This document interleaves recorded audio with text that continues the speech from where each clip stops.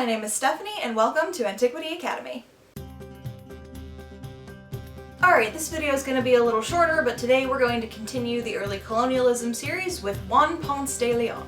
Ponce de León was born in 1460 in San Servas, Spain. His family was poor, but he had the opportunity to serve in the court of Aragon. He also served as a soldier and aided the Spanish crown in the taking of Granada in 1492. It is believed that Ponce de León was aboard Columbus's second expedition to Central America, where he began constructing settlements in Hispaniola in the early 1500s. He established very successful farms and security defenses on the island, which brought the crown a lot of money, so this subsequently led to him being named governor of Hispaniola after Columbus's arrest in 1504. He then returned to Spain, got married, had some kids, and then in 1508 was commissioned by King Ferdinand to sail to Puerto Rico and find gold. He was pretty successful, so he was named governor of Puerto Rico, where he began to build settlements and, surprise, surprise, enslaved the native population. Ponce de León had a lot of political enemies, including Diego Columbus, Christopher Columbus's son. In a political battle between Diego and the Spanish crown, Ponce de León lost his title of governor in 1509.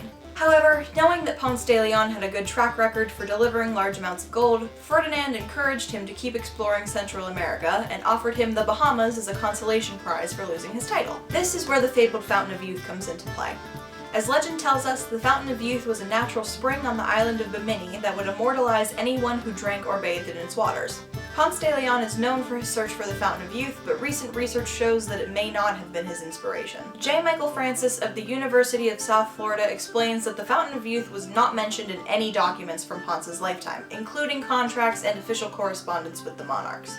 It is likely that the legend was used to discredit him and make him sound crazy. Gonzalo Fernández de Oviedo, who is one of his many political enemies, wrote Historia General y Natural de las Indias, which was a satirical record of Ponce de León's expeditions in which he states that Ponce spent most of his time searching for the Fountain of Youth. After demanding to be named governor for life of any lands that he discovered, Ponce de León set sail with 3 ships and 200 men. After about a month, they landed on the east coast of Florida, which he named Pascua Florida, or Feast of Flowers, due to its dense vegetation. Though Ponce de León is credited with discovering Florida, there is evidence that Spanish slave expeditions had previously made it to Florida. After being named governor of Florida and the Bahamas, Ponce de León returned to Puerto Rico to find the settlements burned and many of the settlers killed, which seems to be a recurring event in this era because the conquistadors were absolutely terrible. So, the Spanish monarchs ordered him to organize an army and stifle the native uprising.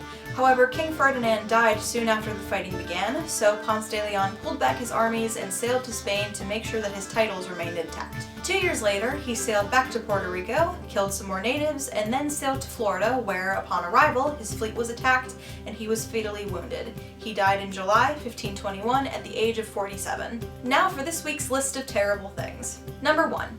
Though Ponce de León treated the natives better than most conquistadors, he still enslaved them. Number 2.